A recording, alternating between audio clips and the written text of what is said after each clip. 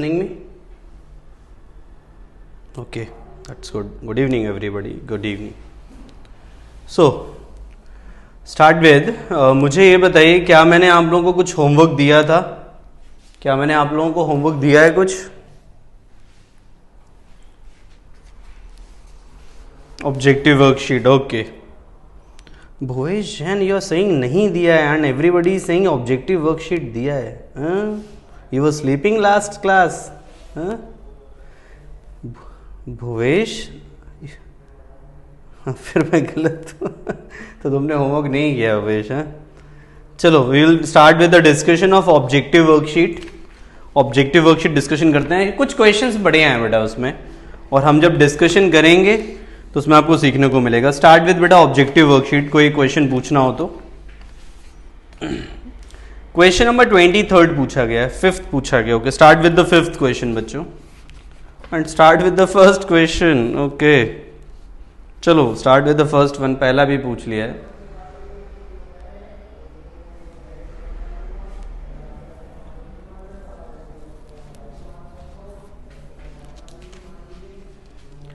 Start with बच्चा first question.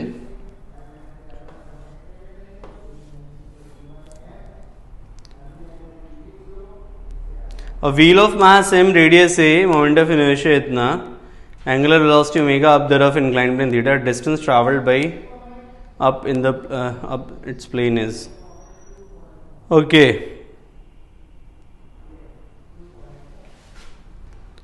यार बच्चों, यहां पर रफ इंक्लाइंड प्लेन बोला है तो मैं ये मान के चल रहा हूं कि it is rolling without slipping. Okay, so start with this one is omega. So angular velocity omega and it's velocity is v. Distance travelled it up. ठीक है, लेट्स से ये डिस्टेंस कुछ यहां से ये ट्रैवल कर रहा है बच्चे x.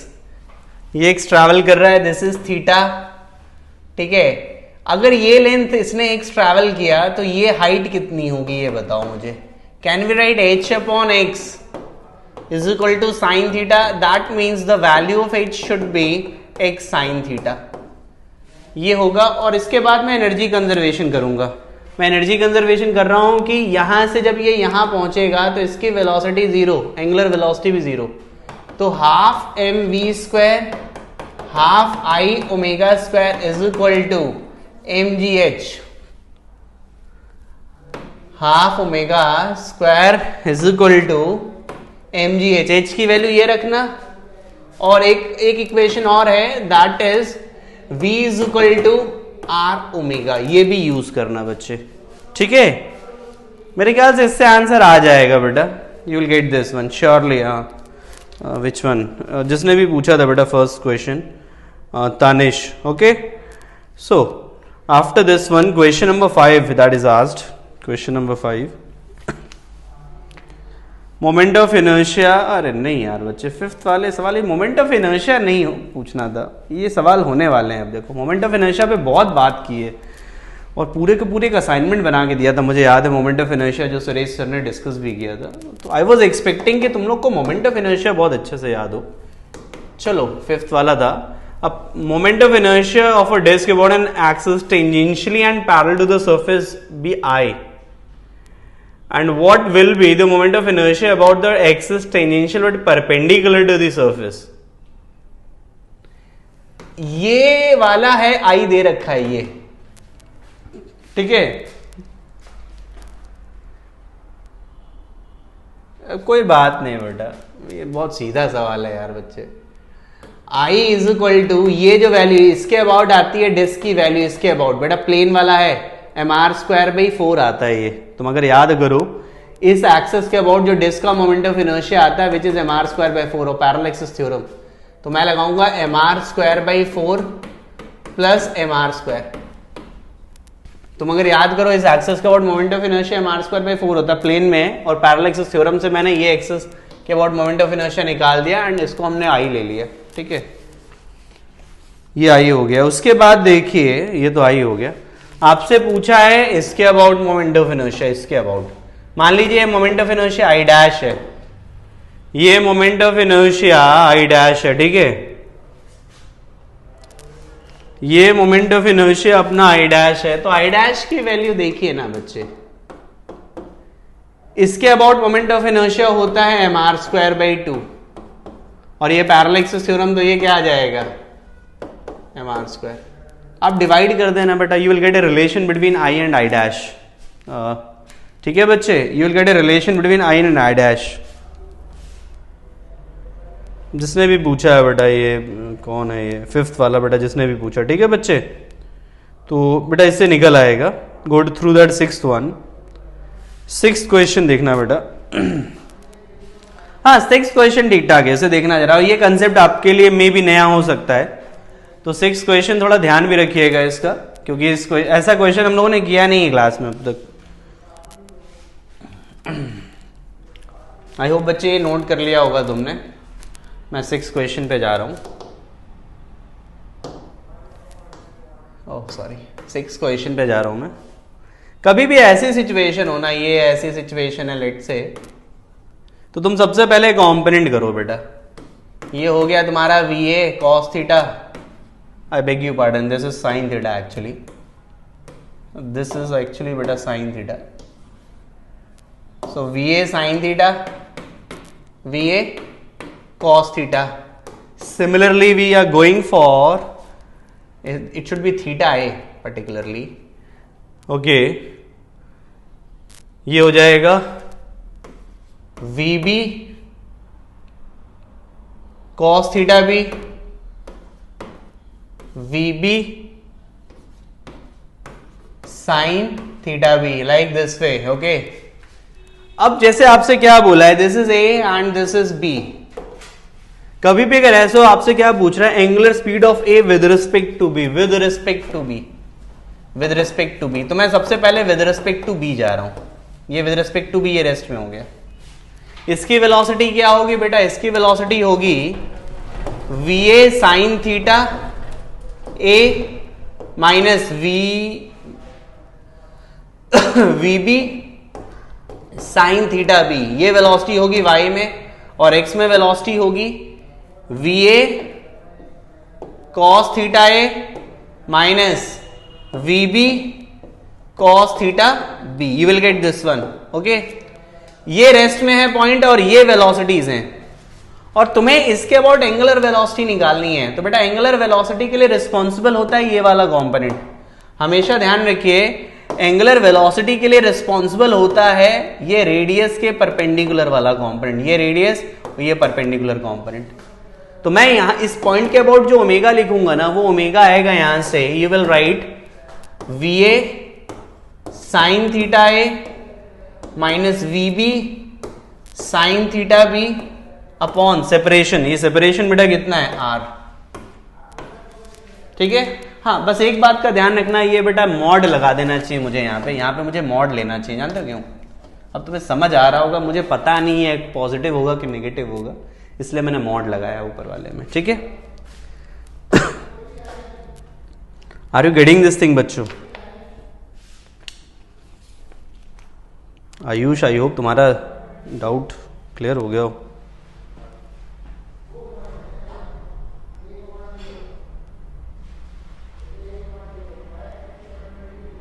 नहीं वो बेटा आंसर भी उन्होंने ऐसे ही क्लॉकवाइज एंटी क्लॉकवाइज, ऑनेस्टली बोलूं तो उससे फर्क नहीं पड़ेगा। तुम जरा उसको देखो, जरा उसका माइनस चेक कर लो बच्चे।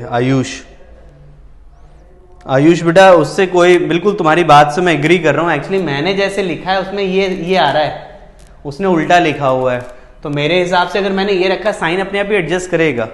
आई होप जो मैंने लिखा है समझ आ रहा है। मैं मॉड इसीलिए बोल रहा था, अपने को पता नहीं चलेगा जब तक हम लिखेंगे नहीं। ठीक है बच्चे, चलो इसके बाद 16 पूछा गया है। 16, 14। प्रीत यार तुमने 14 पे मेहनत नहीं की ज़्यादा। आई वॉज एक्सपेक्टिंग कि 14 तुम निकाल के लाओगे प्रीत।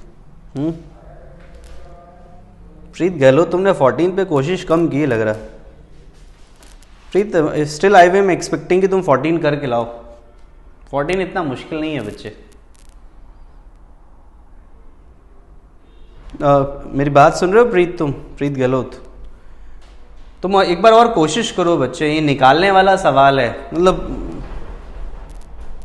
कोई नहीं, तुम अभी इसको फिर कोई इशू नहीं है, बट इसे निकालो बच्चे, ये मैं चाहता हूँ कि तुम इसे किसी तरह घिस के निकालो सम हाउ, और तुम निकाल लोगे। तुम लोगों ने यार तुम लोगों ने बेटा कुछ क्वेश्चंस बहुत अच्छे अच्छे क्वेश्चंस किए हैं ना, उसके कंपैरिजन में ये कोई इतना मुश्किल सवाल नहीं है, इसीलिए मैं कह रहा हूँ।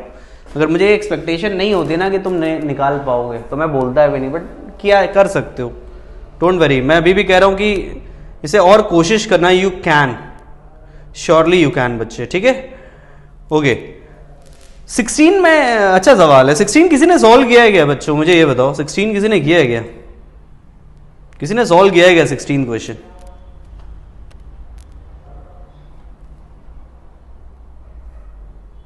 आयुष, हर्ष, हर्षित, 16 क्वेश्चन अच्छा, it's a JEE question, you know, it's a JEE question, ये जेई का क्वेश्चन है और बढ़िया क्वेश्चन है। मुझे ये क्वेश्चन वैसे बड़ा अच्छा लगता है। मैंने इस क्वेश्चन को इसीलिए पहले मैंने दिया नहीं था होमवर्क में, बहुत ये एंगुलर मोमेंटम पूरा खत्म करने के बाद दिया एक तरीके से, इसीलिए मैंने लास्ट में दिया है, तुम लोगों को पता है। और 16 क्वेश्चन है भी अच्छा, इसमें इंटरेस्टिंग पार्ट है, देखो जरा 16 में बात करते हैं बेटा। ये है, ये ऐसे, और ये रिज है, यहां पे रिज, और हिट्स ओ, हिट्स रिज ओ, ठीक है। ये जाकर के यहां पे जब आएगा ना, ये इसको हिट करेगा तो इसके अबाउट ये रोटेट करेगा, एग्जैक्टली रोटेट करेगा। और क्वेश्चन में क्या पूछता है, the angular speed of the block just after it hits the O, O को जस्ट जब ये हिट करता है ना तो उस समय उसकी जस्ट एंगुलर वेलोसिटी क्या होगी। देखो बच्चे, यहां पे अगर मैं अभी बात करूं, इसके पास u है, mg नॉर्मल, जब ये हिट करेगा तो हिट करने की वजह से, ये जानते हो, हिट करने की वजह से इस पे एक फोर्स लगाएगा इस तरीके से, नॉर्मल, क्या लगाएगा, नॉर्मल। मैं क्या कह रहा हूं बेटा, मैं कह रहा हूं कि इस पॉइंट के अबाउट एंगुलर मोमेंटम कंजर्व रहेगा, इस पॉइंट के अबाउट एंगुलर मोमेंटम सिस्टम का कंजर्व रहेगा, क्योंकि mg नॉर्मल का टॉर्क कैंसल आउट होगा, आई रिपीट, mg नॉर्मल का टॉर्क कैंसल आउट होगा, और नॉर्मल टॉर्क दे नहीं सकता इस पॉइंट के अबाउट, कहां गया, नॉर्मल जो है इस पॉइंट के अबाउट टॉर्क दे नहीं सकता जो हिट करेगा। सो क्या हम कह सकते हैं that angular momentum of the system will remain conserved about this point, angular momentum of the system will remain conserved about this point, can we say that bachcho? So we are going to just conserve the angular momentum about this point, we are just going to conserve the angular momentum about this point, okay? so start with बच्चों, अगर हम इसके about angular momentum conserve करेंगे ना, इसके about, तो क्या करेंगे जरा इसको देखना जरा। अब यहां पे इनिशियली जो एंगुलर मोमेंटम होगा बेटा, ये डिस्टेंस जो है ना, ये डिस्टेंस a/2 है, तो ये होगा mv a/2, mv a/2, ठीक है, mv a/2 ये एंगुलर मोमेंटम होगा इनिशियली, और कोलिजन के बाद ये इसके अबाउट रोटेट करेगा, मतलब आई ओमेगा, प्योर रोटेशनल मोशन करेगा, इसके अबाउट ये प्योर रोटेशन करेगा, समझे, इसीलिए मैंने आई ओमेगा लिखा है। और हमें आई इसके अबाउट चाहिए, आई इसके अबाउट चाहिए, ठीक है, आई इसके अबाउट चाहिए। मोमेंट ऑफ इनर्शिया इसका एक अच्छा पार्ट है, जो मुझे लगता है कि थोड़ी बहुत दिक्कत आई होगी मे बी कुछ स्टूडेंट को। मैं इसका मोमेंट ऑफ इनर्शिया निकाल देता हूं इसमें अब जो क्वेश्चन है ना, ओवरऑल अब बस मोमेंट ऑफ इनर्शिया ही बचता है, और मैं इसके मोमेंट ऑफ इनर्शिया की बात करता हूं यहां पे। देखना, अगर हम बात करें मोमेंट ऑफ इनर्शिया की, ध्यान देना, सबसे पहले तो ये एक स्क्वायर प्लेट, याद करो, स्क्वायर प्लेट का मोमेंट ऑफ इनर्शिया इसके अबाउट होता है ma²/6, याद है तुम लोग को, ये स्क्वायर प्लेट का मोमेंट ऑफ इनर्शिया इस एक्सिस के अबाउट होता है ma²/6, याद है।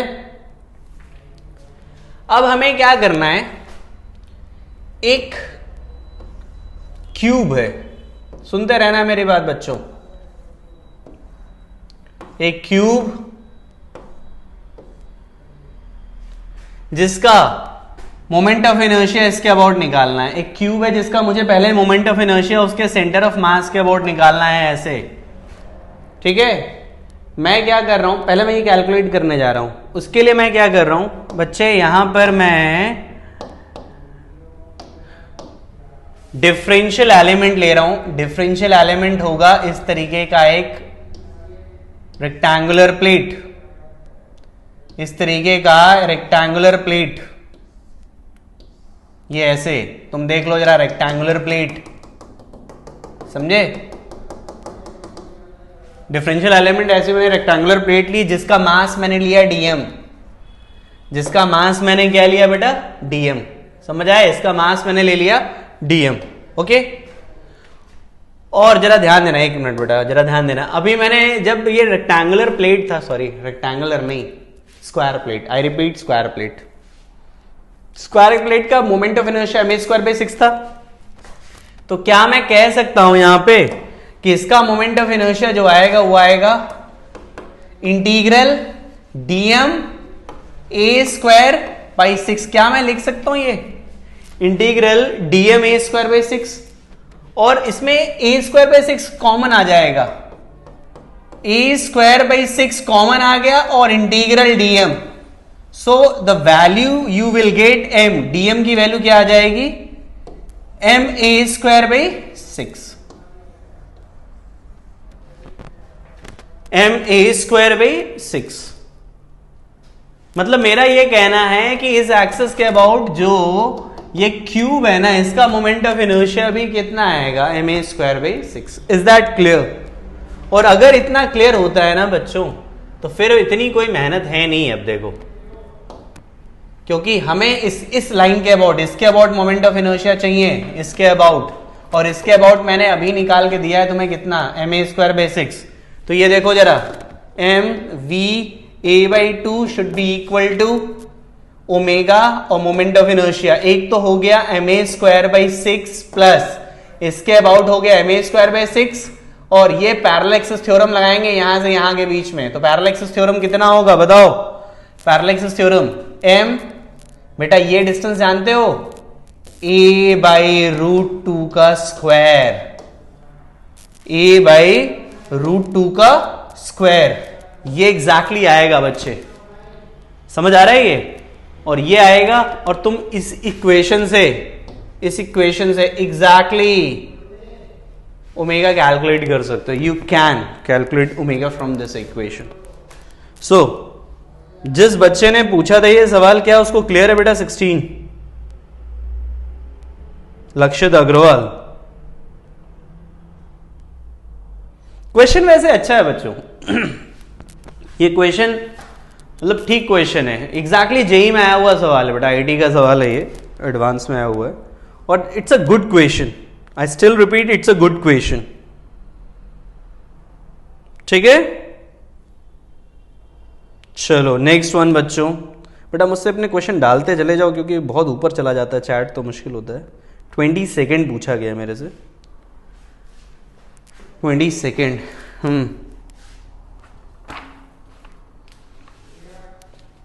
देखना बच्चों 20 सेकेंड, मुझे बेटा पढ़ लेने दो एक बार, क्वेश्चन ठीक लग रहा है।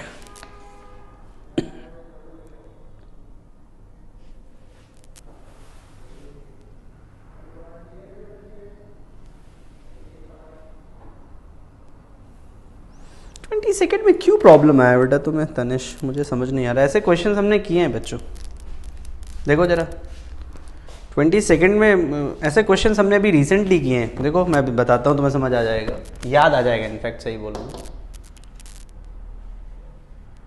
20 सेकेंड देखना। A thin uniform rod of mass m length L is free to rotate about its upper end. When it is at rest, it receives an impulse I at the lowest point. तो मेरे हिसाब से तो बेटा ऐसा है ना कि uniform rod of mass m length L is free to rotate about its upper end. When it is at receives an impulse I. यार बच्चे मेरे हिसाब से तो यहाँ पे हिंज है लग रहा है ये मुझे, हिंज है, और यहाँ पे इम्पल्स आई दे दिया उसने। क्योंकि set to free to rotate, इसी के अबाउट रोटेट कर सकता है, ऐसा तभी पॉसिबल है when it is hinged, when it is hinged, समझे।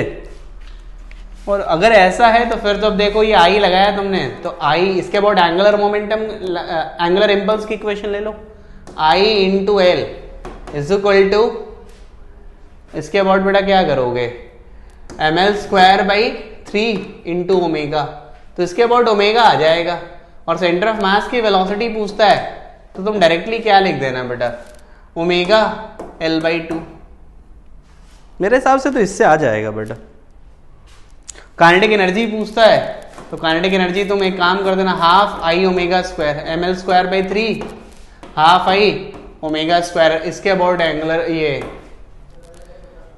प्योर रोटेशनल मोशन करेगा ये, ठीक है बेटा। ये 23rd देखना बच्चों, 23rd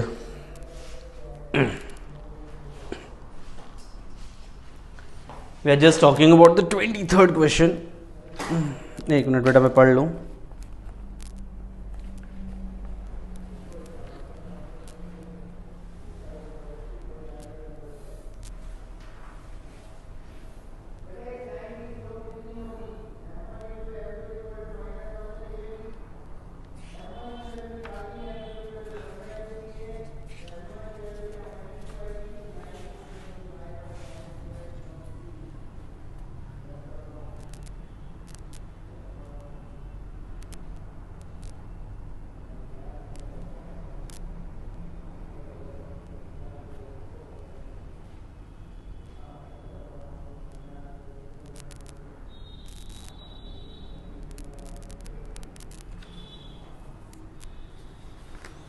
बड़ा अजीब सवाल है भाई ये तो, देखते हैं बच्चों।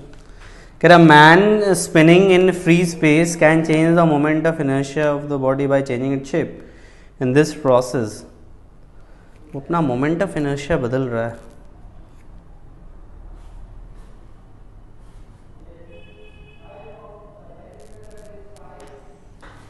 देखते हैं बच्चों।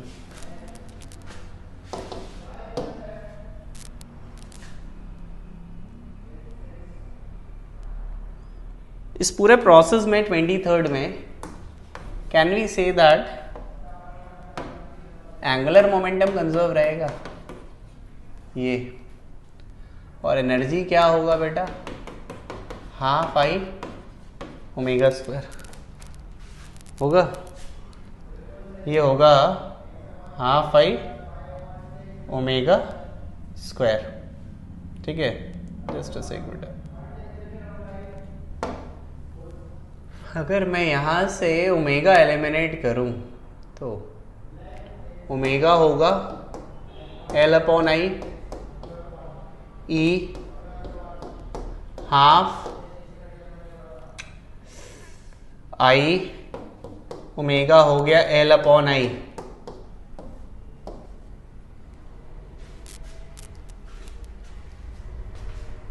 और यहाँ से E is equal to L square upon 2I. Angular momentum constant है, that is for sure, that is for sure. अब हमें ये चेक करना है कि he will have to expend some energy to increase I, और he will have to expend some energy to decrease I। मतलब हमें ये चेक करना है कि उसे एनर्जी कब खर्च करनी पड़ेगी, I को बढ़ाने में कि घटाने में।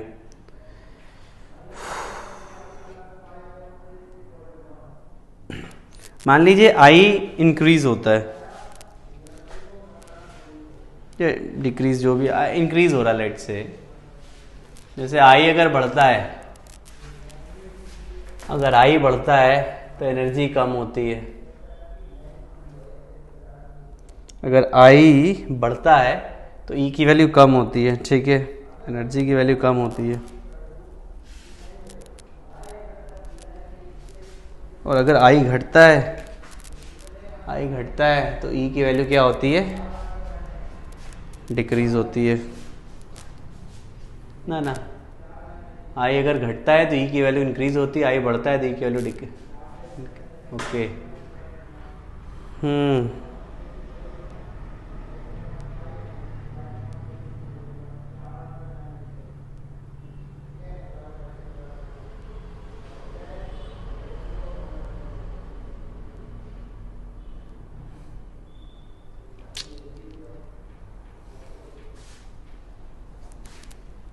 जैसे इसमें थोड़ा सा कंफ्यूजन है।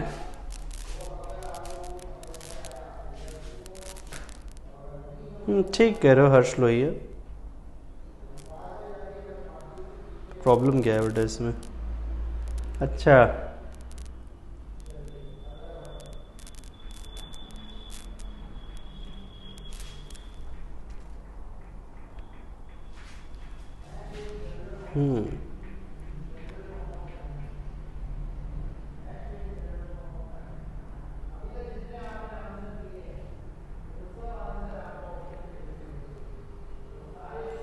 नहीं बेटा जस्ट अ मिनट, मुझे एक मिनट सोच लेने दो।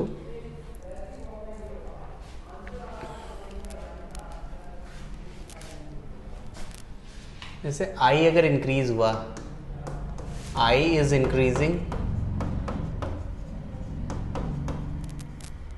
बॉडी की एनर्जी जो है वो डिक्रीज करेगी, ऑब्वियसली करेगी। And if I is decreasing,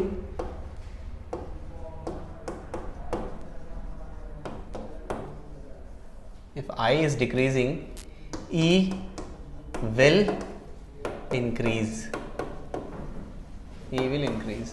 हाँ, अब यहाँ से थोड़ा क्लियर होगा। देखो ऐसी बात है ना बेटा, सुनना मेरी बात।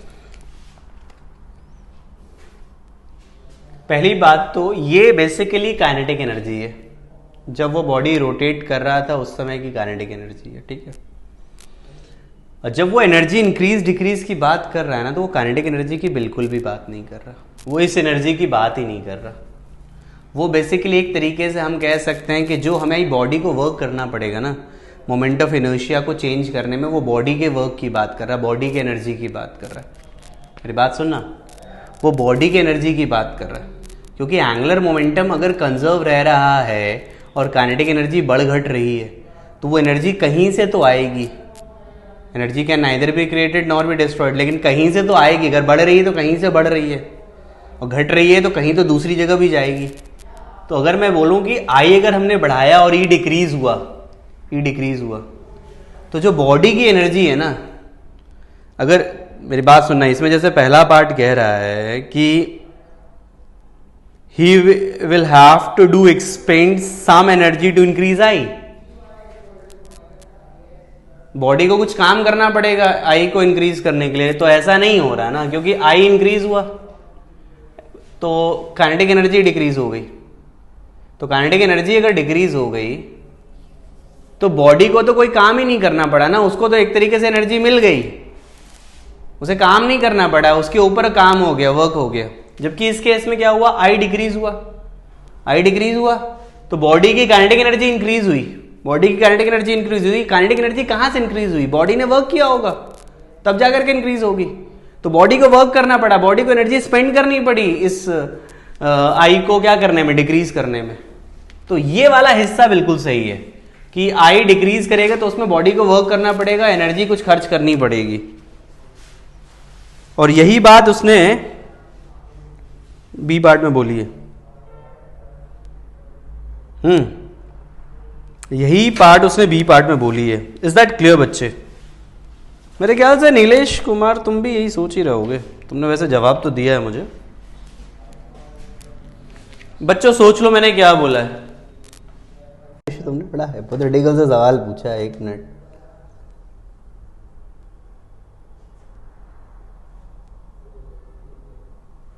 नहीं बेटा देखो, मैं किसी पहले तो हर्ष लोहिया मैं तुम्हें जवाब दे रहा हूँ बेटा कि देखो पहली बात तो एक ये स्पेसिफिक केस था, इस स्पेसिफिक क्वेश्चन को लेकर मैंने आंसर किया है हर्ष लोहिया, मैं इसको जनरलाइज बिल्कुल नहीं कह रहा हूँ, ठीक है। तो ये तुम्हारे सवाल का जवाब है, जनरल नहीं कह रहा हूँ कहीं पे भी। आयुष तुमने क्या पूछा है?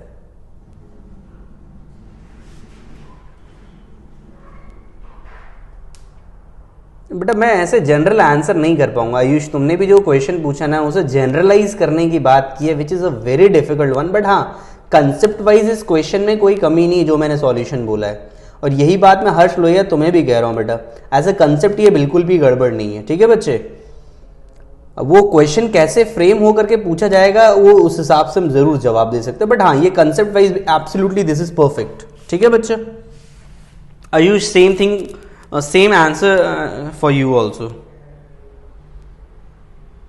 हाँ एग्जैक्टली हो सकता है, बिल्कुल बेटा, मैं आयुष जो तुम बोल रहे हो उससे एग्री करता हूँ, बट वो मेरा ये कहना है कि जब तक पर्टिकुलर क्वेश्चन ना हो तब तक ये जस्टिफाई करना ठीक नहीं है। ठीक है बच्चे, चलो अगला सवाल बेटा।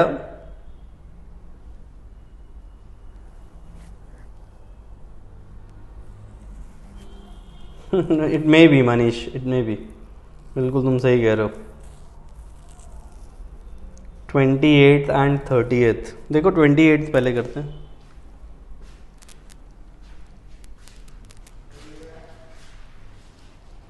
यार 28 अच्छा क्वेश्चन है वैसे, नहीं नहीं क्वेश्चन ठीक है, 28 ठीक है, रुको जा, 28 मैं पहले कर देता हूँ।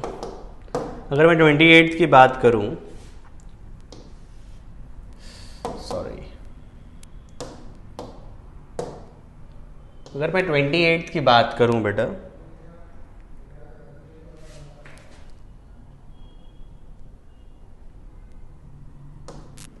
आप देखना बच्चों जरा, ये पहले तो ये एक मिनट,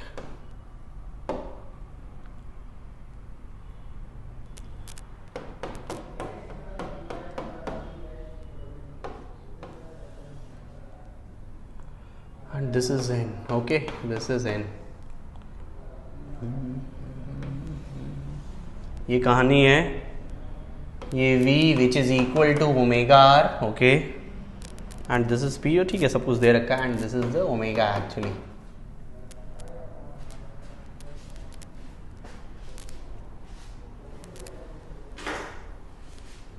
और फिर कहता है कि हमने क्या किया, सुनना बेटा जरा, sphere S rolls without slipping, moving with a constant speed on plank P. The friction between the upper surface of P and the sphere is sufficient to prevent slipping while the lower surface P is smooth and rest on the ground. Initially P is fixed on the ground if N is the suddenly removed. Okay.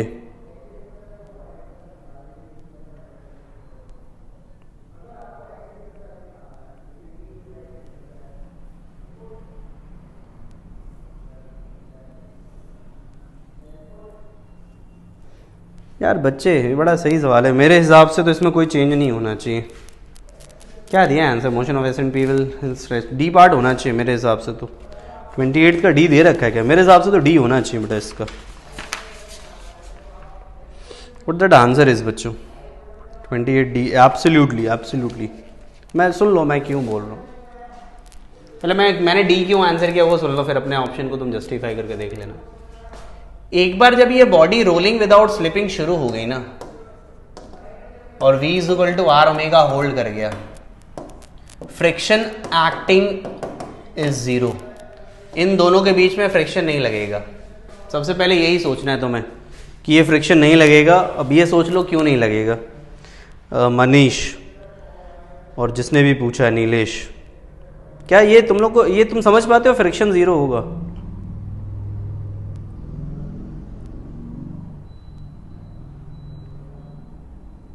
Nilesh, I am talking to you also. क्या ये समझ पा रहे हो कि ये zero होगा friction? ये समझना जरूरी है। अरे श्योर, तो फिर तो क्या बचता है भाई, जब फ्रिक्शन जीरो है तो मुझे ये बताओ, जब फ्रिक्शन जीरो है तो इन दोनों के बीच में कोई हॉरिजॉन्टल फोर्स एक्ट ही नहीं कर रहा है, प्लैंक और इसके बीच में कोई फोर्स लग ही नहीं रहा है। When there is no any force बच्चे, then why it should move? इनके बीच में एक्चुअल में हॉरिजॉन्टल में कोई इंटरेक्शन ही नहीं है, तो इसको मूव ही क्यों करेगा? नहीं करेगा ये मूव भाई। क्या मेरी बात समझ आ रही है? अगर तुम्हें ये फ्रिक्शन वाली बात समझ आ रही है फिर तो कोई रीजन ही नहीं है।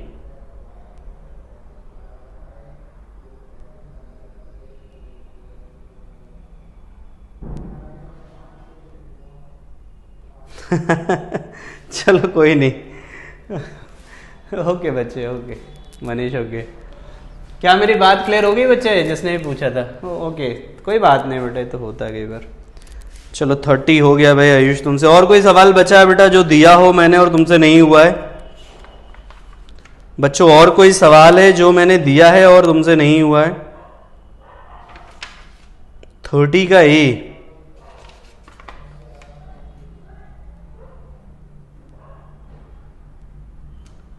हम्म, 30 का ए देखो जरा।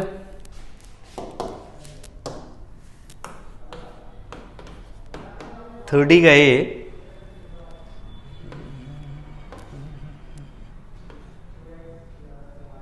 अरे बहुत बड़ा ही बना दिया मैंने यार इसको।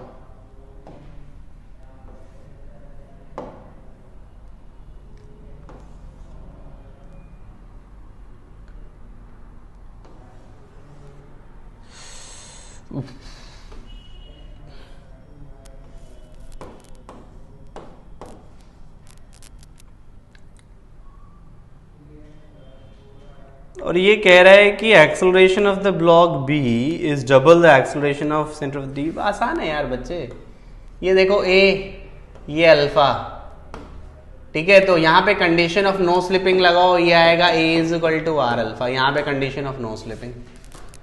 अब इसका एक्सेलरेशन अगर मैं कैपिटल ए लेता हूं तो यहां पर कंडीशन ऑफ नो स्लिपिंग लगाओ। ये देखो जरा, इस रस्सी का इस पॉइंट का एक्सेलरेशन जो रस्सी पे है वो है ए, और इस पॉइंट का एक्सेलरेशन होगा ए प्लस आर अल्फा। तो कंडीशन ऑफ नो स्लिपिंग के लिए जरूरी है दोनों एक्सेलरेशन बराबर हो, और ऑब्वियसली आर अल्फा हम क्या लिख सकते हैं, ए।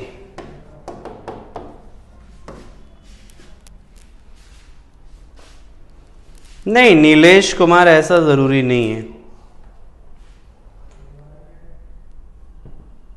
नीलेश कुमार ऐसा ज़रूरी नहीं है बेटा। रोलिंग में हमेशा फ्रिक्शन जीरो, ये बिल्कुल भी सही नहीं है। Rolling on an inclined plane एक एग्जांपल है जो तुमने सवाल पूछा है, उसका contradiction. Rolling on an inclined plane याद करो, उसका कंट्राडिक्शन दे रहा हूं मैं। और कोई सवाल बेटा जो पूछना हो फाइनली मुझे ये बताओ। और कोई क्वेश्चन बच्चों? देख लो मैं लास्ट टाइम पूछ रहा हूँ बच्चों, और कोई सवाल जो पूछना है आपको?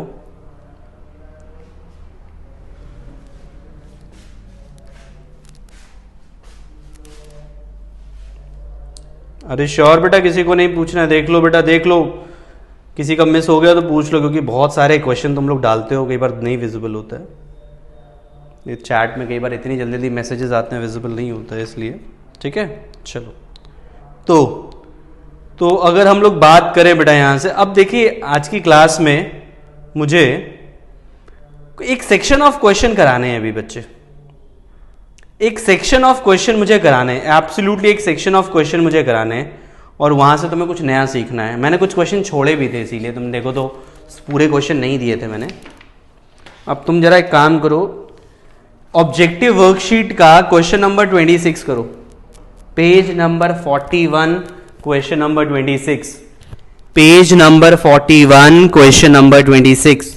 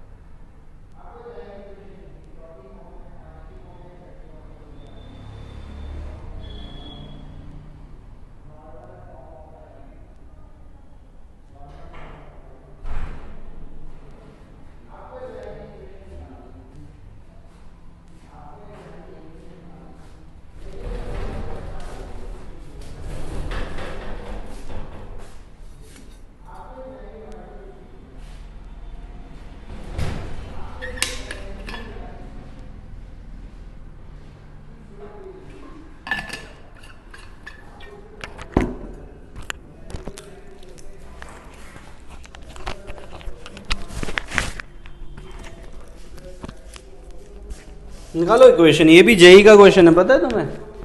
ये क्वेश्चन भी आईटी में पूछा हुआ सवाल है जो मैंने दिया है तुम्हें। जो क्वेश्चन बच्चों मैंने तुम्हें दिया है ना, ये भी जेई में पूछा हुआ क्वेश्चन है।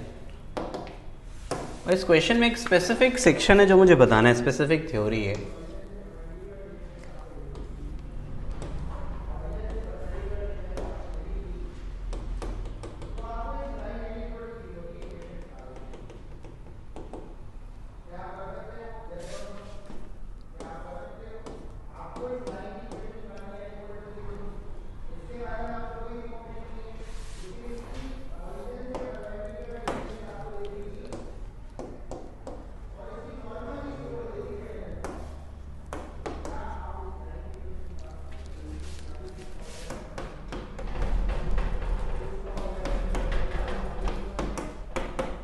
एग्जैक्टली ये कहानी बनेगी बेटा। नॉर्मल यहां से लगेगा, अभी मैंने नॉर्मल बनाया नहीं है, बट नॉर्मल यहां से लगेगा।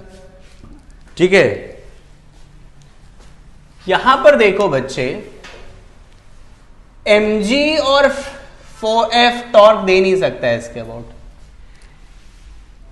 f और mg सेंटर के अबाउट टॉर्क दे नहीं सकता, लेकिन फ्रिक्शन क्या करेगा, यहां पे एक टॉर्क प्रोड्यूस करेगा इस पॉइंट के अबाउट, और वो भी कैसा टॉर्क प्रोड्यूस करेगा? क्लॉकवाइज। कैसा टॉर्क प्रोड्यूस करेगा? क्लॉकवाइज। और ये सिस्टम इक्विलिब्रियम में है। ये सिस्टम कैसा है? इक्विलिब्रियम में है। तो इस पे फोर्स बैलेंस और टॉर्क बैलेंस दोनों होगा। फोर्स बैलेंस तो मैंने लिख दिया है, टॉर्क बैलेंस भी होगा।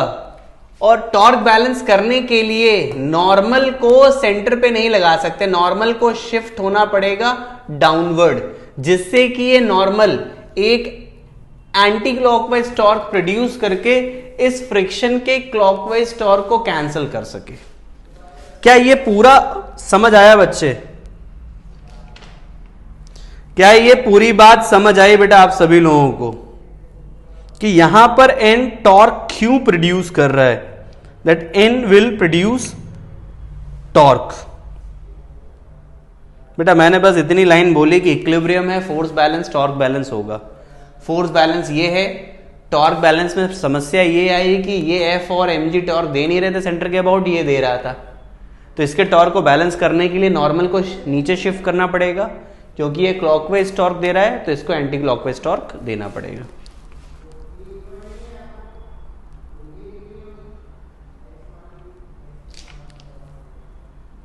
समझ आ गया बच्चे? ये बेटा देख लो, जिसने पूछा था, नीलेश और मनीष, जो भी जो तुम्हारा डाउट है।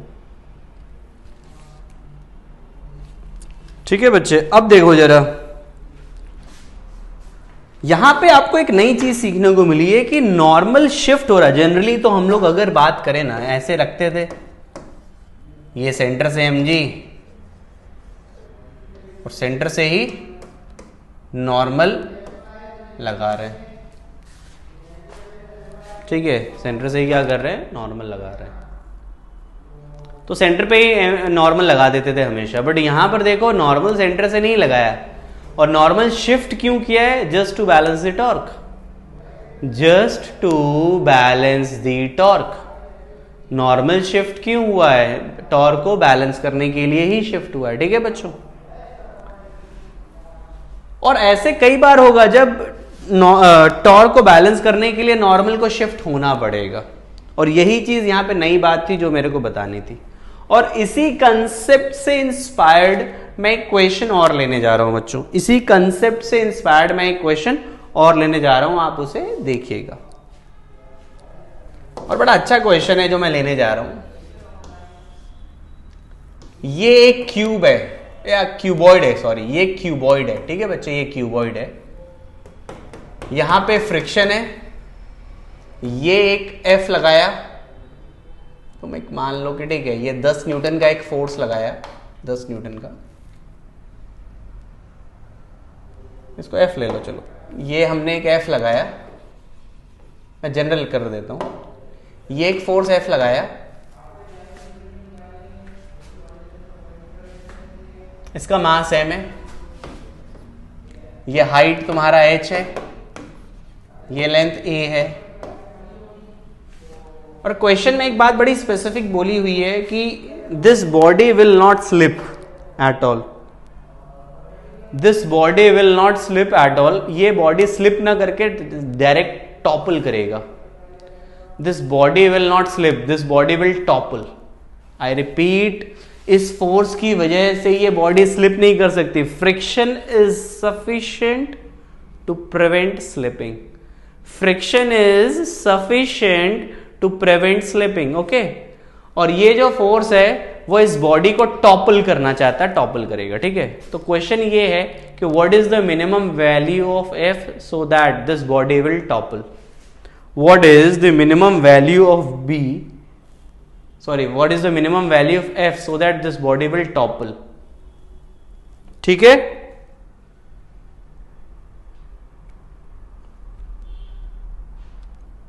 try to solve this one.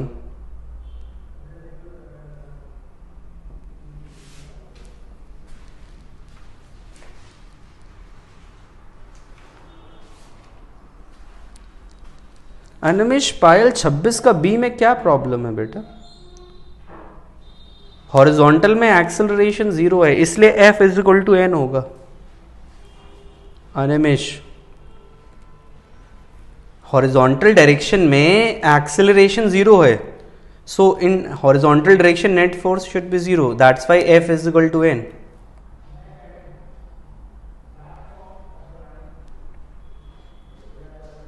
बेटा नॉर्मल का कोई कंपोनेंट नहीं आएगा हॉरिजॉन्टल में, पूरा का पूरा नॉर्मली ही हॉरिजॉन्टल में होगा. बेटा बाकी लोग ये क्वेश्चन करें, इसका कुछ डाउट था, मैं वो बता रहा हूँ. पूरा का पूरा नॉर्मल ही हॉरिजॉन्टल में आएगा. ठीक है बेटा. हर्ष लो, ये आंसर तुम्हारा सही है. That's good. Abhijit, you are also correct. इसमें नॉर्मल की शिफ्टिंग होगी बेटा, ये क्वेश्चन इसीलिए तो लिया है मैंने.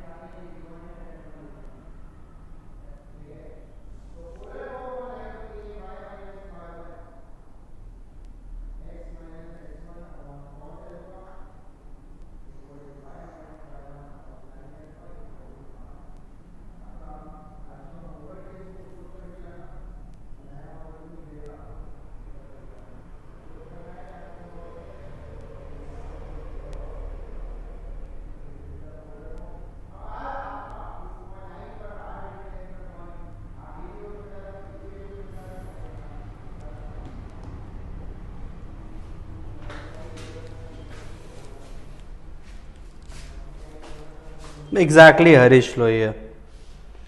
अब देखो बच्चों, जरा इस क्वेश्चन को देखो. आई वॉज एक्सपेक्टिंग थोड़ा कोशिश कर पाओ तुम लोग. इसमें क्या होगा इसको समझो. देखो बेटा, पहले तो फ्रिक्शन यहां लगेगा और ये फ्रिक्शन एफ के बराबर होगा, क्योंकि क्वेश्चन में साफ साफ बोला है कि भाई यहां पर स्लाइड नहीं कर सकता. ठीक है, mg सेंटर से यहां लगेगा. अब देखो, सुनते रहना है मेरी बात बेटा. अगर मैं सेंटर से देखूं ना, सेंटर से, तो फोर्स इसको क्लॉकवाइज घुमा रहा है, फ्रिक्शन भी इसको क्लॉकवाइज घुमा रहा है. तो नॉर्मल क्या करेगा भाई, तुरंत तो ये टॉपल करेगा नहीं। तुम खुद भी देखो, कई बार तुम देखोगे कि इसको हल्का फोर्स लगाओगे ना तो ये टॉपल नहीं करता। अब जब तक एक लिमिट से ज्यादा फोर्स नहीं लगाओगे तब तक टॉपल नहीं करेगा। तो जब तक ये फोर्स है ना, ये लग रहा है, तो पहले तो नॉर्मल यहां लगेगा। अगर ये फोर्स नहीं होता तो नॉर्मल बीच में लगता, लेकिन क्योंकि ये फोर्स इसको टॉपल कराना चाहता है तो नॉर्मल क्या करेगा, इस एंड की तरफ शिफ्ट करेगा, धीरे धीरे एंड शिफ्ट करेगा। और जैसे जैसे तुम फोर्स बढ़ाओगे एन की वैल्यू इधर शिफ्ट करती जाएगी, एन इधर शिफ्ट करेगा और ये चाहेगा कि समहाउ इसको टॉपलिंग से रोक दे, लेकिन एक लिमिट के बाद ये भी नहीं रोक सकता। क्योंकि देखो एक बात पक्की है कि नॉर्मल की वैल्यू तो mg के बराबर ही होनी है। बस टॉर्क प्रोड्यूस करने के लिए ये इस एंड से इस एंड तक जा सकता है, इसके बाद तो वो भी नहीं जा सकता क्योंकि कांटेक्ट पे ही लगता है नॉर्मल। तो एक्सट्रीम केस में नॉर्मल यहां तक जा सकता है जिससे कि ये टॉपलिंग का क्या कर सके, अपोज कर सके, टॉपलिंग का विरोध कर सके। ठीक है बच्चों, टॉपलिंग का विरोध कर सके। So we will get this one. और जस्ट इस मोमेंट पे टॉपलिंग अगर होने वाली है ना तो टॉर्क बैलेंस होना चाहिए। जस्ट इस मोमेंट पे टॉर्क बैलेंस होना चाहिए, क्योंकि थोड़ा भी डिस्टर्ब करेंगे तो ये लुढ़क जाएगा, टॉपल कर जाएगा। तो अब आप, क्योंकि ये इक्विलिब्रियम का केस है, फोर्स बैलेंस है, टॉर्क भी बैलेंस है कर रहे हैं, तो आप किसी भी पॉइंट के अबाउट टॉर्क बैलेंस करो, कोई फर्क नहीं पड़ता। चाहे तो तुम इसके अबाउट करो, चाहे तो तुम इसके अबाउट करो। इसके अबाउट करोगे तो आसान लगेगा तुम्हें, क्योंकि इसके अबाउट जैसे करोगे इसका नॉर्मल का और फ्रिक्शन का टॉर्क 0 हो गया। इस फोर्स का जो क्लॉकवाइज टॉर्क होगा वो होगा F into perpendicular distance H should be equal to mg, should be equal to mg, should be equal to mg। ठीक है, और ये परपेंडिकुलर डिस्टेंस बेटा यहां से ये परपेंडिकुलर डिस्टेंस कितना होगा, ये परपेंडिकुलर डिस्टेंस बताओ जरा। ये परपेंडिकुलर डिस्टेंस होगा a/2। तो यहां से तुमको f की वैल्यू mg/2h ये एब्सोल्युटली मिल जाएगी, mg/2h। काफी लोगों ने आंसर दे दिया था मुझे।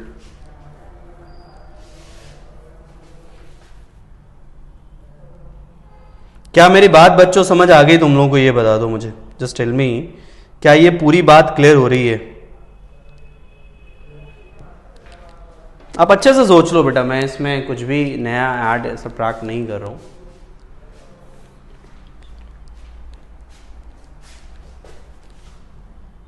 चलो, तो ऑलमोस्ट बेटा देखो जितनी चीजें मुझे बतानी थी ऑलमोस्ट सारी चीजें मैं पढ़ा चुका हूं, तुम्हें पता है।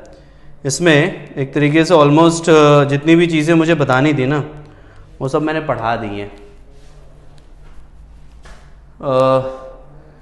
तुम पूरी शीट अटेम्प्ट कर सकते हो, मुझे इसमें कुछ नहीं पढ़ाना है। एग्जाम्पल कुछ क्वेश्चन बहुत टेढ़े हैं तो देख लेना, थोड़ा सा मेहनत ज़्यादा लगेगा। वैसे एक काम करना, एग्जाम्पल तुम कर सकते हो, मैं डिस्कशन थोड़ा कम करना चाहता हूँ एग्जाम्पल का क्लास में, क्योंकि उसमें कुछ क्वेश्चन बहुत टेढ़े हैं तो बहुत ज़्यादा मेहनत लगेगी। तो करके आना, तो मैं कुछ क्वेश्चन ज़रूर डिस्कस करूँगा अगली क्लास में। एक तो ऑब्जेक्टिव वर्कशीट में जो बचे हुए सवाल है वो डिस्कस करेंगे। दूसरा, मैं कुछ क्वेश्चन कंसेप्ट्स ऑफ फिजिक्स से कराऊंगा नेक्स्ट टर्न पे, और कुछ क्वेश्चन मैं एग्जाम्पल के लूंगा। तो तुम एक काम करो, HCV करो बैठ के। अगली क्लास में डिस्कशन के नाम पे मैं ज़्यादा डिस्कस नहीं करने वाला, मैं बेसिकली करूंगा क्या, ये जो ऑब्जेक्टिव वर्कशीट है उसमें है डिस्कशन करना। तुम एग्जाम्पल कर जरूर लेना है, लेकिन मैं क्वेश्चन कम डिस्कस करूंगा क्लास में। कुछ क्वेश्चन मुझे HCV के कराने होंगे, और फिर हम लोग ये नेक्स्ट वन पे फिनिश करेंगे। इस चैप्टर को ऑलमोस्ट हम कर चुके हैं, कुछ बचा नहीं पढ़ाने को। प्रैक्टिस के लिए तुम HCV पूरी लगाना। HCV बहुत अच्छी है रोटेशन की, आप करोगे तो आपको समझ आ जाएगा that concept of physics is very good one. और तीसरी बात, नेक्स्ट टू नेक्स्ट वन पे, मतलब कल के बाद नेक्स्ट वन जब आएगा हमारा, will start with the new topic.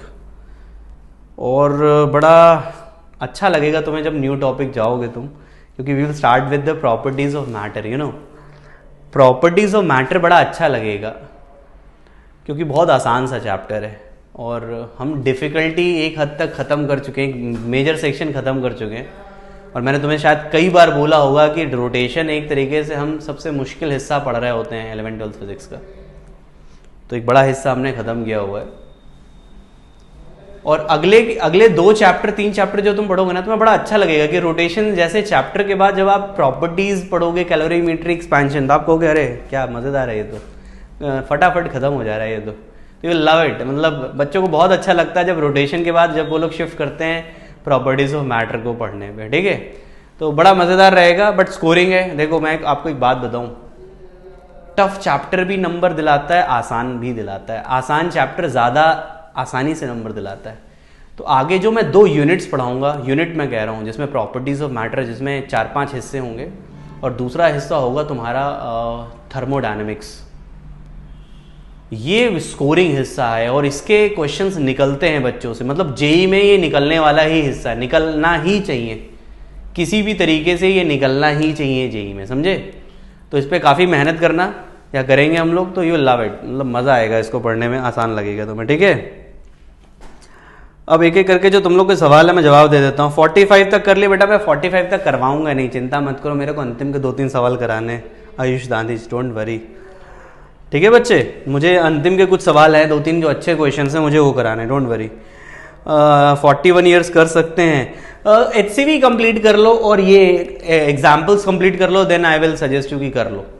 41 years जो जेई वाली है ना, तुम बस HCV कर लो और ये कर लो, तो फिर 41 ईयर करो, I don't have any issue. Harsh Lohiya ये असाइनमेंट भी खत्म कर लेना फिर जाना, आयुष लोहिया, ठीक है, अगर तुमने कर भी लिए, ठीक है। बट बहुत बढ़िया है, तुम्हें जेई वाला भी क्वेश्चंस करोगे उसमें भी तुम्हें बहुत सीखने को मिलेगा। तो नेक्स्ट टर्न पे हम लोग फिनिश करेंगे और नेक्स्ट टर्न पे हम लोग नया चैप्टर शुरू करेंगे, तो ठीक है, इतना ही प्लान है। और HCV में सबसे बोलूंगा बेटा ऑनेस्टली खत्म करना, आपको बहुत कुछ सीखने को मिलेगा। वैसे रोटेशन में ये असाइनमेंट एक कंप्लीट असाइनमेंट है जिसमें अच्छी खासी चीजें दी हुई हैं हमने, बट फिर भी HCV से भी बहुत सीखने को मिलेगा। HCV रोटेशन का बहुत अच्छा दिया है, इसलिए मैं बार बार एम्फेसिस दे रहा हूँ इस चीज को, ठीक है बच्चों। ग्रेविटेशन बेटा बाद में पढ़ेंगे, बिल्कुल ग्रेविटेशन अभी बिल्कुल भी नहीं पढ़ेंगे, ठीक है बच्चे। तो we will not add gravitation right now. चलो फिर नेक्स्ट वन पे मिलते हैं बच्चों, बाय एवरीबॉडी।